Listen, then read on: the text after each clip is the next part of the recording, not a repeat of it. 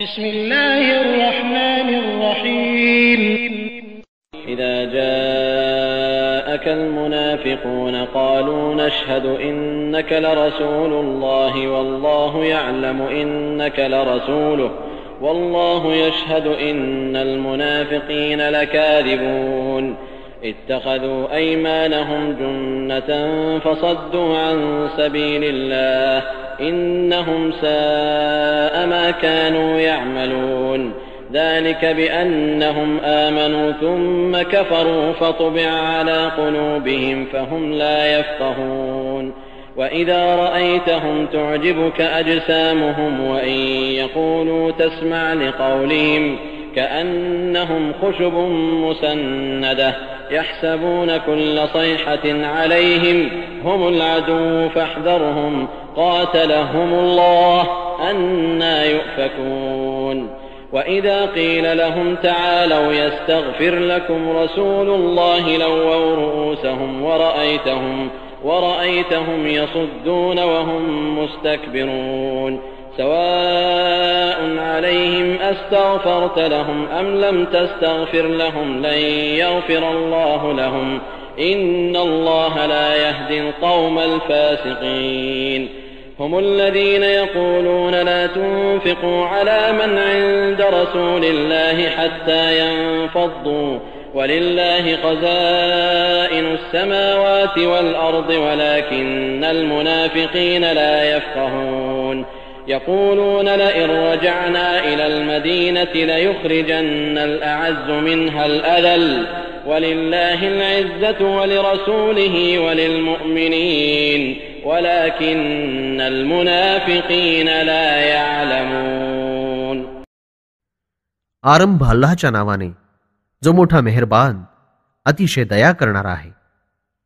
हे पैगंबर सल्लल्लाहु अलैहि वसल्लम, दांभिक लोक जेव्हा तुमच्याजवळ येतात तेव्हा म्हणतात, आम्ही गवाही देतो निस्संदेह तुम्ही सल्लल्लाहु अलैहि वसल्लम अल्लाहचे पैगंबर आहात. ही गोष्ट तर अल्लाहला माहिती आहे की खरोखर तुम्हीच त्याचे पैगंबर आहात. अल्लाह या गोष्टीची साक्ष देतो की दांभिक लोक आपल्या कबुलीत खोटे आहेत. त्यांनी आपल्या शपथांना आपल्या बचावाची ढाल बनवून घेतला आहे. अल्लाहच्या मार्गापासून दुसऱ्यांना रोखणं हा त्यांचा व्यवसाय बनला आहे. किती वाईट काम हे करू लागले आहेत. हा याचाच परिणाम आहे की सुरुवातीला या लोकांनी ढोंगीपणानं ईमान स्वीकारलं, मग नंतर इन्कार करू लागले. खरं तर यांच्या हृदयांवर दांभिकतेची मोहर लागली. आता यांना काहीच समजून येत नाही.